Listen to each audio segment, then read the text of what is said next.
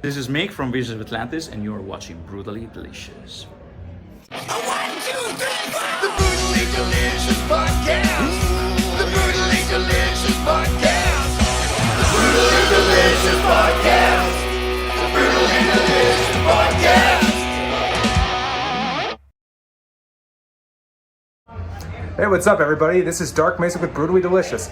I'm here with Michele from Visions of Atlantis. How are you doing, buddy? Hey, I'm super happy. Super happy. Like, this is like the third time in New York in like less than a year. That's right. Yeah, we played with in the headline tour in February 2023, then Delane here, the Delane tour here, and now we're back. So we're getting really acquainted with the city. Yeah, I forgot about that. Was it Elaine or Delane tour? Delane. Very easy to screw those ones up. I was at the Brooklyn show. That was a lot of fun. Was that your? Yeah, I mean, one was Brooklyn to be fair. Yeah, it was not exactly New York. No, that's still the city. I don't know how. You're from Italy, right? Yeah. Yeah. So, well, I mean, a lot of us in New York are from there too, if you go back far enough. Okay, see. Let's say in Brooklyn, part of the city. Was that your first headline run last year? In America, yes. In America, yes. In Europe, of course, we had quite some runs as headliners, but in America, it's growing. We are building it up, and it's growing nicely. I can see more and more pirates, more and more people coming dressed up as pirates doing the show. This is just fantastic. So, yeah. So yeah, that's leading me into one of our bigger points that I want to talk about. The state of metal, and specifically like symphonic / power, or in Korpiklaani's case, folk metal. So last year, like Rhapsody did their first U.S. tour in something like 12 years. Glory Hammer is now headlining. You guys did a headlining run, and you're again 3 times in a year almost. How do you feel about this? There is Windrose coming like next month also. Or maybe Sunday. Okay, so they're on the run already now. Yeah. So how do you feel about it? Like, I think it's great. Like for us, if I go back like 10 years, probably even less, it really felt like the America was a taboo for many bands. Only when you were a massively huge band, and I'm talking about Nightwish, I'm talking about Epica, I'm talking about like really big names on the scene, you could actually make it to go overseas and tour overseas.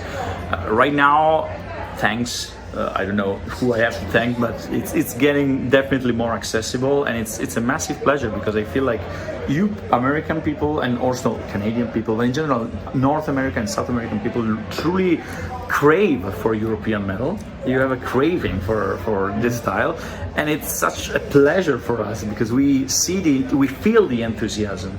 It feels like it was, American metal and EU metal, they definitely have a different vibe.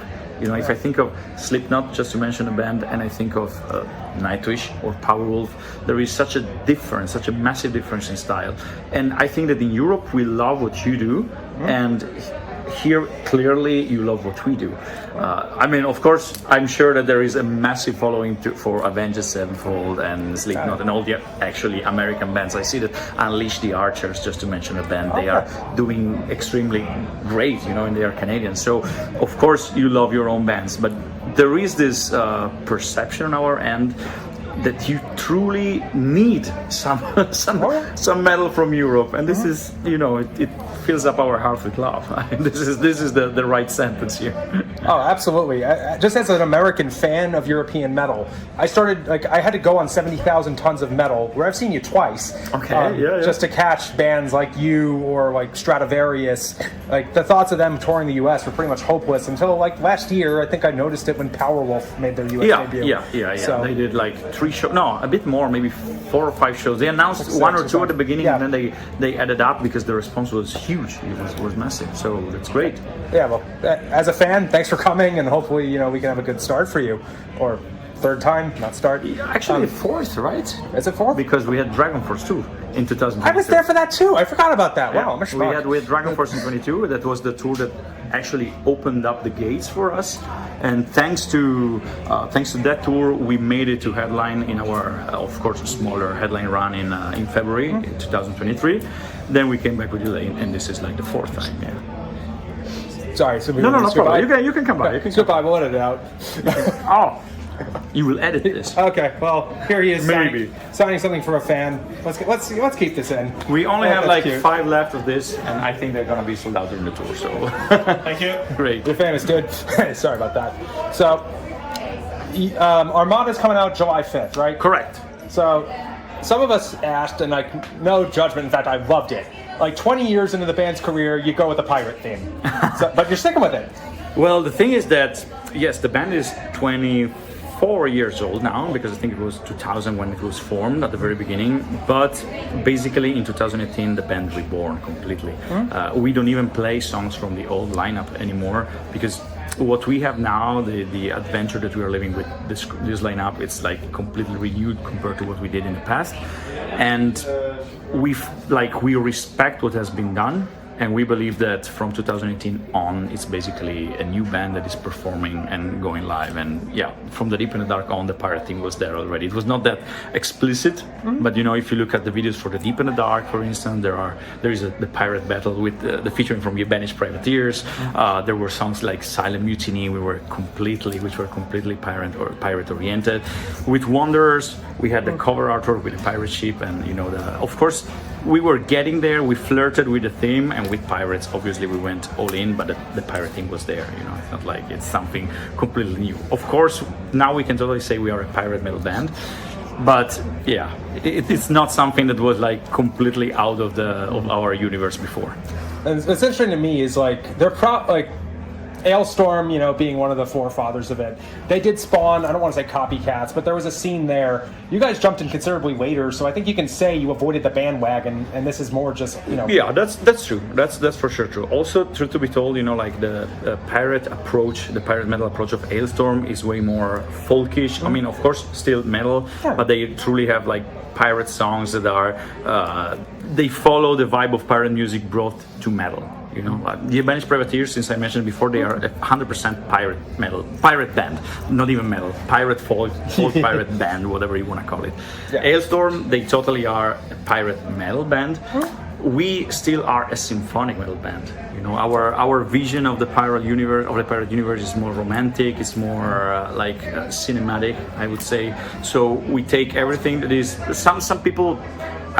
We appreciate it. Sometimes it feels like a mock, but some people call us a Disney pirate metal band. You know, but it's something that somehow I think it's fitting. You know, like we have a alternative, a fantasy universe that we take on stage and we bring in our music, still being a symphonic metal band, because Vision of Atlantis is a symphonic metal band, and we bring the pirate vibe, the pirate universe, the pirate visual on stage and in our graphics, in our photos.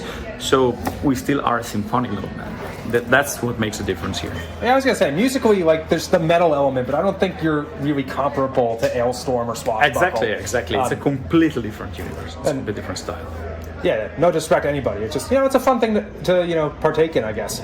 So I have a weird question for you. Sure. Band has a high-profile gig coming up, and you know, some horrible family emergency happens and you can't make it. You can pick one metal musician, I hope a singer, to take your place. To take my place? Yes. Zaher Zorgati from Mirath. I confess I don't know who this person is. You know this French-Tunisian band? I do not. Okay, they had Lime Prog Power last year. I wasn't there. So they're actually a pretty known band even here overseas. And Zaher is just a wonderful singer. He's like probably one of my I mean, right now, if I have to choose, my current favorite male singer, I would choose either him or Neil Smalling from Amaranthi and Dynasty. But considering the pirate universe, since you said that it has to substitute me, I would go with Zaher. If you don't know Myrath, whatever is the pronunciation, you should definitely check them out. It's a wonderful, wonderful band. Awesome band. Gotta say, I'm kind of embarrassed to be on this camera and not be able to say I know who that is. You will go home, you will listen to them, you will be a fan, I promise you. I'm just glad you didn't give a canned answer. That one was from the heart. No, definitely. So I guess just the last things before we wrap things up, you know, Spotify and that whole world. We talked earlier about how it seems like the US is now gaining an appreciation for European metal. At the same time, most articles about the music industry are doom and gloom and like how expensive it is to tour, how little record sales come out. So how do you like reconcile those two? Like from what I heard is even members of the band Testament had day jobs. Actually, I mean, for sure. I mean, we all have side activities in the music business. Of course, being a musician in 2024, I mean, unless, I don't know if you read the articles about Taylor Swift being like millionaire Yeah, of course. throughout her music. So, but this is an alternative reality. You know, it's like something that is completely disconnected with the metal world. But my personal opinion about all the digital world is that it's doing good to bands, because in the end, if you go back 20 or 30 years, actually more now, if you go back to the 80s and the 90s, once you have sold a copy of your CD, that was the sale, and that's it. Now you have music that is being streamed every day, you know, like every hour you have music streamed continuously. So in 10 years, if you put out a really good album, you will still have people listening to that record, and you will still get royalties out of that record. Yes, of course, the vast majority goes to the label. The artist gets only a little of these royalties, but at the end of the day, you will get it forever. You know, like forever. So if you do really good music that is streamed a lot, and look at the numbers of bands like you mentioned, some Glory Hammer, Hailstorm, or Powerwolf, like they have such massive amounts of streamers every month, and I'm sure that the revenues that they get don't make them cry. You know, like of course it's tougher, but then you fill holes like, you know, like you fill up venues like this, you fill up big arenas in the case of Powerwolf and everything else. I'm sure that it's not too bad, you know, as it might seem. At least this is my opinion. I honestly, like, I'm not against the digital world. I believe it pays out in the long term, but of course you have to be consistent and offer good music. You are one of the first musicians I've heard that was like happy with Spotify. Okay. Well, I'm a pirate. I go against the current. I mean, that joke was there. Like, you know, support piracy, screw the labels. But, you know, hey, what can I do? Michele, how was pronounced? Hey, thank you so much. My pleasure, and see you next time.